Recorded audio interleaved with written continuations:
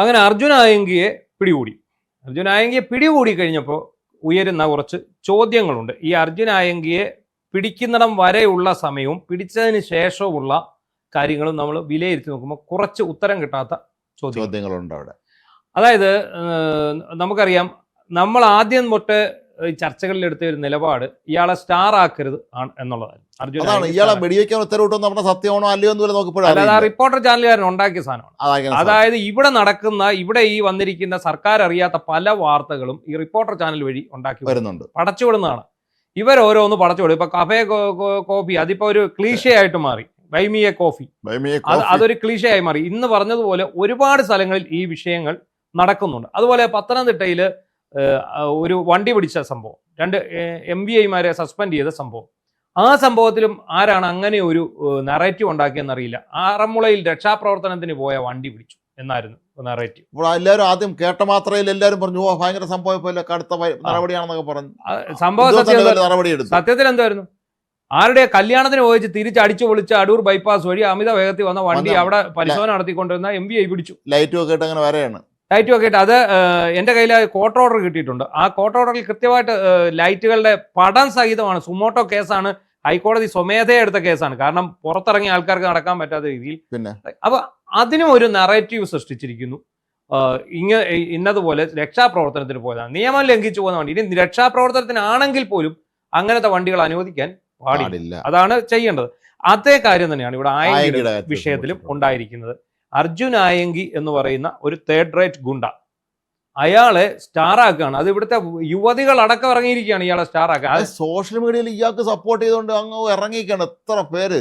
അതിനകത്ത് 2 തരത്തിലുള്ള സപ്പോർട്ടുണ്ട്. ഒന്ന് ഈ ഗുണ്ടയോടുള്ള ആരാധന മൂത്തുള്ള സപ്പോർട്ട്, മറ്റൊന്ന് പാർട്ടി സപ്പോർട്ട്. പാർട്ടിക്കാർ പറയുന്നുണ്ട്, പിണറായി വിജയൻ അടക്കം തള്ളി പറഞ്ഞു കഴിഞ്ഞു, അർജുൻ ആയങ്കി ഞങ്ങളുടെ പാർട്ടിക്കാരനല്ല, അവന് എന്താണ്. പിന്നെ ഇവൻ ജയരാജനെതിരെ പോസ്റ്റ് വരുന്നു. അപ്പൊ ജയരാജന്റെ മകൻ തിരിച്ച് പോസ്റ്റ് ഇടുന്നു. അർജുൻ ആയങ്കി ആരാണ്? അർജുൻ ആയങ്കിയും ആകാശ് തില്ലങ്കേരി, ഇവർ രണ്ടുപേരും പാർട്ടി ഗുണ്ടകളായി. ഈ പാർട്ടി ഗുണ്ടായുസത്തിൽ നിന്ന് അവര് പതുക്കെ സ്വർണം പൊട്ടിക്കൽ അടക്കമുള്ള മാരക കുറ്റകൃത്യങ്ങളിലേക്ക്. അല്ല, ഇതിന്റെ അടിസ്ഥാന പ്രശ്നങ്ങളിൽ ഒന്ന് കണ്ണൂർ ജില്ലയിൽ ഉള്ള CPM BJP സംഘർഷം ഏതാണ്ട് ഇപ്പൊ ഇല്ലാത്ത മട്ടാണ്. പണ്ട് സ്ഥിരമായിരുന്നല്ലോ. ഈ BJPക്ക് കേന്ദ്രത്തിൽ ഭരണം കിട്ടിയതോടുകൂടി അവർ കൂടുതൽ ഒരു ശക്തരായി മാറിക്കഴിഞ്ഞു. ഇവരെ പല നിയമം അനുസരിച്ചും തൂക്കി ആത്താക്കള വകുപ്പ് BJP. അത് മാത്രമല്ല, പിണറായി വിജയനും BJPയുമായിട്ടുള്ള ആ ഒരു അന്തർധാരയുടെ പുറത്താണ് ആ സംഘർഷം ഇല്ലാതെ. തിരുവനന്തപുരത്ത് മസ്കറ്റ് ഹോട്ടലിൽ പിണറായി മുഖ്യമന്ത്രി ആയിരുന്നപ്പോൾ RSS നേതാക്കളെ ചർച്ച നടത്താൻ എത്തിയപ്പോഴല്ലോ കടക്കുപുറത്തെന്ന് പറഞ്ഞത്. അതെ. അപ്പൊ ഈ ഒരു ധാരണ വന്നതോടെ, ഈ വെടിനിർത്തൽ ധാരണ വന്നതോടുകൂടി ഇവന്മാർക്ക് പണിയില്ലാതായി. അതെ. പിന്നെയാണ് ഇവർ ഈ പറഞ്ഞ പോലെ സ്വർണം പൊട്ടിക്കലിലേക്കും ബാക്കിയുള്ള അധോലോക പ്രവർത്തനങ്ങളിലേക്കൊക്കെ മാറിക്കഴിഞ്ഞത്. അതിനും പാർട്ടിയുടെ സംരക്ഷണം അവർക്കുണ്ടായിരുന്നു. അപ്പൊ അതുകൊണ്ട് അവർ ഇഷ്ടംപോലെ കാശുണ്ടാക്കി. അതായത് നമ്മുടെ ഇന്നത്തെ ഈ സമൂഹത്തിലുള്ള ഏറ്റവും വലിയ പ്രശ്നം ഈ സോഷ്യൽ മീഡിയയുടെ ഒരു ഉപയോഗമാണ്. ഒരു സോഷ്യൽ മീഡിയ മതി ഒരുത്തനെ ദിവ്യനാക്കാനും ഒരുത്തനെ ഏറ്റവും മോശക്കാരനാക്കാനും. അപ്പൊ ഇവിടെ സംഭവിക്കുന്നത് എന്താണെന്നറിയോ? നല്ല ആൾക്കാരൊക്കെ മോശക്കാരാവുകയും ഇതുപോലുള്ള ഗുണ്ടകളും ക്രിമിനലുകളും പിടിച്ചുപറിക്കാരും ദിവ്യന്മാരാവുകയും അവർക്ക് ഫോളോവേഴ്സ് ഉണ്ടാവുകയും അവർക്ക് ആരാധകരുണ്ടാവുകയും ചെയ്യും. അല്ല, അത് നമുക്ക് ഒരു വളരെ വിചിത്രമായ ഒരു മാനസികാവസ്ഥയാണ് ഇപ്പോൾ സംഭവിക്കുന്നത് ആളുകൾക്കിടയിൽ. ഈ ഇങ്ങനെയുള്ള ആളുകളെ ഭയങ്കര ആരാധിക്കുന്ന ഒരു രീതി നമ്മുടെ നാട്ടിൽ വരുന്നുണ്ട്. ഈ പണ്ട് 60-കളിലും 70-കളിലൊക്കെ ഉണ്ടായിരുന്ന പ്രവണതയെക്കുറിച്ച് നമ്മൾ പല ലേഖനങ്ങൾ ഇപ്പോൾ വായിക്കാറുണ്ട്. അന്ന് പറയുന്നത് അന്നത്തെയൊക്കെ ഈ സ്ത്രീകൾ, പലരും യുവതികളൊക്കെ ഇത്തരത്തിലുള്ള ഈ വേദദോഷം കേൾപ്പിച്ചിട്ടുള്ളവരെ ആരാധിക്കുകയും അവരെ പ്രണയിക്കുകയും അവരെ കല്യാണം കഴിക്കുകയും ചെയ്യും. പിന്നീട് അവരൊക്കെ സ്ത്രീകൾ ദുരന്തത്തിലേക്ക് എത്തിയിട്ടുണ്ടെന്നുള്ളത് കുറേ ആളുമ്പോൾ ആരും അതിന് വളരെ വിശദമായ ഒരു ലേഖനം എഴുതി ഞാൻ വായിച്ചിട്ടുണ്ടായിരുന്നു. അപ്പൊ അതിന്റെ വേറൊരു പതിപ്പ്. അന്ന് സോഷ്യൽ മീഡിയ ഇല്ല, ഇന്നിപ്പോ സോഷ്യൽ മീഡിയയിൽ കൂടെ പറയുന്നു ഇവന്മാർക്ക് ആരാധകന്മാരുണ്ടാവുന്നു, ആരാധികന്മാരുണ്ടാവുന്നു. ഇവിടെ നമ്മൾ പറഞ്ഞ ഈ ആരാധന എന്ന് പറയുന്നത് 2 തരത്തിലാണ്. ഒന്ന്, ഇവർക്ക് വേണ്ടിയിട്ടുള്ള ആരാധനയല്ല, അത് പാർട്ടി ആരാധനയാണ്, പാർട്ടി സ്പോൺസേഡ് ആരാധനയാണ്. പാർട്ടിക്കാർ തള്ളി പറഞ്ഞെങ്കിൽ പോലും അർജുൻ ആയങ്കിയെ പാർട്ടിക്കാരായിട്ട് തന്നെയാണ് ഇതിൽ ഒരു വിഭാഗം അണികൾ കാണുന്നത്. പിന്നെ ബാക്കിയുള്ളത് ഈ നമ്മുടെ നാട്ടിൽ വളർന്നു വരുന്ന കൊച്ചു പിള്ളേർ, ഗുണ്ടകളാകാൻ തയ്യാറായി വരുന്ന കുറച്ച് പിള്ളേർ സെറ്റുണ്ട്. ഇവരാണ് അടുത്ത ആരാധകർ. ഈ കഴിഞ്ഞ 10 വർഷത്തിനുള്ളിൽ ഇങ്ങനത്തെ ഗുണ്ട യുവാക്കൾ ഇഷ്ടം പോലെ കേരളത്തിൽ ഉണ്ടായിട്ടുണ്ട്. അപ്പൊ ഒരുത്തന് ഒളിവിലും തെളിവിലും ഇരുന്നുകൊണ്ട് പോലീസിനെ നേർക്ക് നേർ വെല്ലുവിളിക്കുന്ന കാണുമ്പോൾ ഒരു ഹരമാണ്. സത്യത്തിൽ ആരെയാണ് വെല്ലുവിളിക്കുന്നത്? ഈ നാട്ടിലെ നീതിന്യായ വ്യവസ്ഥയാണ്, ഈ നാട്ടിലെ ഭരണഘടനയാണ്, ജനങ്ങളെ തന്നെയാണ്, ഈ നാട്ടിലെ ജനങ്ങളെ തന്നെയാണ് വെല്ലുവിളിക്കുന്നത്. ഈ അർജുൻ ആയങ്കി എന്ന് പറയുന്ന ആള് എങ്ങനെയാണ് ദിവ്യനായത്? എന്താണ് ഇതിന്റെ ദിവ്യത്വം കൽപ്പിച്ചു കൊടുക്കാനുള്ള കാരണം? അത് മനസ്സിലായില്ലേ? അതായത് അയാളുടെ ഒരു ഫേസ്ബുക്ക് പോസ്റ്റാണ് ഇയാളെ ദിവ്യനാക്കാൻ കാരണം.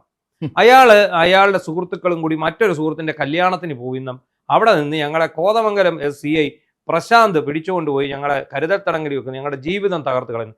അപ്പൊ ഇത്രയും 10, 30, 20 വീതം ക്രിമിനൽ കേസ് ഉള്ളവന്മാരുടെ ജീവിതം ഇതിനു മുമ്പ് തകരാതിരിക്കും. പോലീസ് പിടിച്ചോണ്ട് തകരുന്നതാണോ യുവമാരുടെ ജീവിതം? ഇതൊന്നും അല്ല, ഇത് യുവമാരെല്ലാം വളരെ ക്രിമിനൽ പശ്ചാത്തലമുള്ളവർ തന്നെയാണ്. കൊലപാതകവും അതുപോലെ പിടിച്ചുപറിയും സ്വർണം പൊട്ടിക്കലും എല്ലാ പരിപാടിയും ചെയ്യുന്ന വലിയൊരു ഗ്യാങ് ഉണ്ട്. ഞങ്ങൾ മാനസാന്തരം വന്ന ഗുണ്ടകളാണ് എന്നാണ്, അങ്ങനെയാണ് പറഞ്ഞത്. മാനസാന്തരം വന്ന ഗുണ്ടകളാണ്. അപ്പൊ ഞങ്ങൾ നന്നാകാൻ തീരുമാനിച്ച ഗുണ്ടകളാണ്. എന്ന് വെച്ചാൽ ഇവർ ആയുധം കീഴടങ്ങി. നക്സലൈറ്റുകൾ നമ്മുടെ CRPF മാവോയിസ്റ്റുകളൊക്കെ വന്ന് ആയുധം വെച്ച് കീഴടങ്ങുന്നത് ഞങ്ങൾ ആയുധം വെച്ച് കീഴടങ്ങിയ ആൾക്കാരാണ്. പക്ഷെ ഒരു പ്രശ്നമുണ്ട്, ഇവരുടെ പേരിലുള്ള പഴയ കേസുകളുടെ പേരിൽ അവരെ വേട്ടയാടിക്കൊണ്ടേയിരിക്കും, യാതൊരു സംശയവും വേണം. അല്ല, അത് ഉറപ്പാണല്ലോ. മാത്രമല്ല ഇനിയിപ്പോൾ അങ്ങോട്ട് കുറെ കേസ് കൊണ്ടുവരും. കഴിഞ്ഞ 10 വർഷം ചവിട്ടി താഴ്ത്തി വെച്ചിരുന്ന ഒരുപാട് കേസുകളുണ്ട്. അതെ, അതെല്ലാം ഇനി പൊങ്ങി വരും. അപ്പൊ ഈ 10ഉം 20ഉം കേസുകളുള്ള ഈ ആയങ്കിയും അയാളുടെ ഒപ്പമുള്ള ആൾക്കാരും ഒരു റിസോർട്ടിൽ വന്ന് 2 ദിവസം അടിച്ചു പൊളിച്ച് അവിടെ നിന്ന് റീൽ എടുത്തിടുമ്പോൾ ഇവിടുത്തെ പോലീസ് പിന്നെ എന്താ കൈയും കെട്ടി നോക്കിക്കണം? എന്താണ് ഇവിടെ ചെയ്യേണ്ടത്? അവരവർക്ക് സ്വാഭാവികമായി ചെയ്യുന്നത് എന്താണ്? ഗുണ്ടകളെല്ലാം കൂടെ ഒരിടത്ത് സംസ്ഥാന സമ്മേളനം നടത്തുക. അവിടോട്ട് ഗുണ്ടകളുടെ സംസ്ഥാന സമ്മേളനത്തിലേക്ക് പോലീസ് ചെല്ലുന്നു, അവന്മാരെ പൊക്കിക്കൊണ്ട് പോകുന്നു. ഇന്റലിജൻസ് സംവിധാനത്തിന്റെ വിജയമാണ്. അത് മാത്രമല്ല, ഇത് പിടിച്ചോണ്ട് പോകുന്നത് ആരുടെ പോലീസാണ്? പിണറായി വിജയന്റെ പോലീസ്. പിണറായി വിജയന്റെ പോലീസാണ് പിടിച്ചോണ്ട് വന്നത്. ഇപ്പൊ രമേശ് ചെന്നിത്തലയും മറ്റു പോലീസ് സംവിധാനത്തെയും വെല്ലുവിളിച്ചപ്പോഴാണ് യുവമാരെ രണ്ടാമത് പൊക്കുന്നത്. അതിന്റെ പേരിൽ ഇപ്പൊ ഇവിടുത്തെ സഖാക്കന്മാരെല്ലാം വലിയൊരു നറേറ്റീവായിട്ട് ഇറങ്ങിയിട്ടുണ്ട്.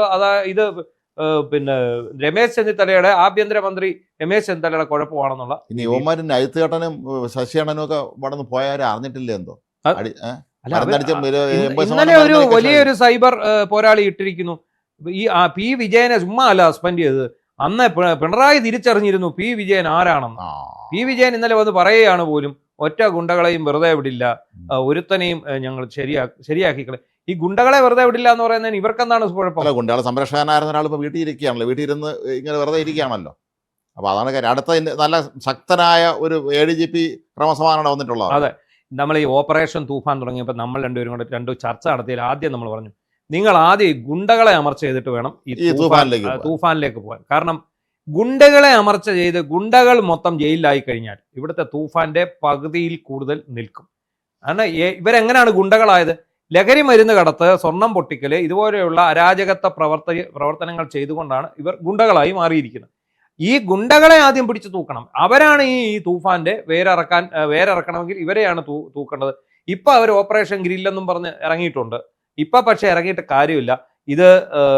ഇതിനിടയ്ക്ക് നമ്മൾ പിണറായി വിജയന്റെ ഭരണത്തിന്റെ അവസാനത്തെ കാലത്ത് ഗുണ്ടകൾ നേരിട്ട് SHOമാരെ വന്ന് തെറി വിളിക്കുന്നതും പോലീസുകാരെ തെറി വിളിക്കുന്നതും അടിക്കുന്നതും സ്റ്റേഷനിൽ കയറുന്നതും വെട്ടാനും കുത്താനും പോകുന്നതും എന്തിന്? ഇവിടുത്തെ പാർട്ടി സെക്രട്ടറിമാർ വരെ ഗുണ്ടകളുടെ പണിയല്ലേ ചെയ്തുകൊണ്ടിരുന്നത്, പോലീസുകാരെ വിളിച്ച് വെട്ടിക്കൊണ്ടിരുന്നത്. അതെ, ഗുണ്ടകൾക്ക് സംരക്ഷണം, കൊലപാതക സംരക്ഷണം എല്ലാം കൊടുത്തോണ്ടിരുന്നതല്ലേ. അവർക്ക് അവരുടേതായ കേരളത്തിൽ CPM-ന്റെ നേതൃത്വത്തിൽ ഒരു വലിയ സംവിധാനം തന്നെ പ്രവർത്തിച്ചിരുന്നു, ഈ ക്രിമിനൽസിനും മയക്കുമരുന്നവർക്കും കൊലപാതകർക്കും എല്ലാം വേണ്ടി പ്രവർത്തിക്കാൻ. അതിന്റെ ഇപ്പൊ ഭരണം പോയി കഴിഞ്ഞിരിക്കുന്നു, ഇനി പെട്ടെന്നൊന്നുമില്ല. അതുകൊണ്ട് ആയങ്കി അങ്ങ് തള്ളി പറഞ്ഞതാണ്. അല്ല, ഇത് വിട്ടിട്ട് കാര്യമില്ല, നല്ല കൃത്യമായിട്ട് ഇവരെ തൂക്കണം. കാരണം അടുത്ത ആയങ്കിമാരാകാൻ ഒരുപാട് പേര് റെഡിയായിട്ട് ഇഷ്ടം പോലെയാണ്. ഇപ്പൊ എന്താണ് ഇതിനൊരു കാരണം എന്ന് ചോദിച്ചാൽ, CPM എന്ന പാർട്ടിയുടെ നേതൃത്വത്തിന്റെ പിന്തുണയില്ലെങ്കിലും ഇവിടുത്തെ സൈബർ ഗുണ്ടകളുടെ CPM-ന്റെ സൈബർ ഗുണ്ടകളുടെ പിന്തുണ ഇവന്മാർക്കുണ്ട്. അത് സ്ത്രീകളടക്കം ഇറങ്ങിയിട്ടുണ്ട്. രാഹുൽ മാങ്കൂട്ട് ഒരു പോസ്റ്റ് ഇട്ടപ്പോഴത്തേക്ക് ഇന്നലെ എത്ര പേരാണ് അയാളുടെ തോളെ കയറാൻ നിൽക്കുന്നത്? ഇഷ്ടം പോലെ എല്ലാവരും ചാനലേഴ്സൊക്കെ വന്നവരൊക്കെ ചോദിക്കുന്നത്, വിജയന്റെ പോലീസാടാ നിന്നെ അകത്തിട്ടത്. വിജയന്റെ പോലീസ് അകത്തിട്ടത് ഗുണ്ടാപ്പണി ചെയ്തതിനല്ല. അല്ല, അയാൾക്കെതിരെ ഈ സ്ത്രീകൾ പരാതി കൊടുത്തു. എങ്ങനെ കൊടുത്തു? ഇവരവിടെ ചെന്ന് പരാതി എഴുതി വാങ്ങി അയാളെ ഒതുക്കുന്നതിന് വേണ്ടി കൊടുത്തു. അല്ലാതെ സ്വമേധയാ മുന്നോട്ട് വന്ന എത്ര സ്ത്രീകൾ അവിടെ പരാതി കൊടുത്തിട്ടുണ്ട്? ഇവിടെ ചില കേസിലെ വാദികൾ ആരെന്ന് ഇപ്പോഴും അറിയില്ല. അപ്പൊ വേറൊരു കാര്യമുണ്ട്, ഇവിടെ തന്നെ പല ചാനലുകാരും അങ്ങോട്ട് വിളിച്ചിട്ട് പല സ്ത്രീകളോടും ചോദിച്ചു, നിങ്ങളെ രാഹുൽ മാങ്കൂട്ടം പീഡിപ്പിച്ചിട്ടുണ്ടോ? അല്ലേ? അതെ, അങ്ങനത്തെ പരിപാടികൾ നടത്തിക്കൊണ്ടിരുന്ന ഒരു സർക്കാരാണ് കഴിഞ്ഞു പോയത്. ചില മാധ്യമങ്ങളുടെ സഹായത്തോടെ ഇത്തരം പരിപാടികൾ മുന്നോട്ട് കൊണ്ടുവന്നു. ഇപ്പൊ എന്താണ് സംഭവിച്ചത്? ഇപ്പം വെല്ലുവിളിച്ച് ഒരു ഗുണ്ടയെ പിടിക്കാൻ എന്നാ സമയം വേണം? അങ്ങനെയാണ് ഇവൻ വലിയ ഡയലോഗ് വിട്ടവനാണല്ലോ. എന്തിനാ പോലീസിനെ കണ്ടിറങ്ങി ഓടിയത്? ഓടി അല്ല, ഇയാൾക്ക് അഭയം കൊടുത്ത വനിതാ അപേക്ഷ എല്ലാവരും അറസ്റ്റ് ചെയ്യണം, അവരൊക്കെ നടപടിയെടുക്കണം, അല്ലാതെ ആരും ഒഴിവാക്കരുത്.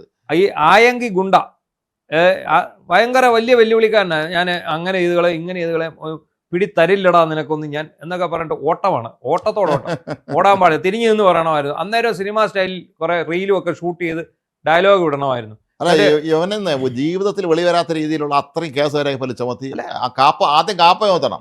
അവന്റെ മഹത്വചനങ്ങളൊക്കെ ഇവിടുത്തെ ചാനലുകൾ അങ്ങ് വെണ്ടയ്ക്ക നിരത്തുകയാണ്.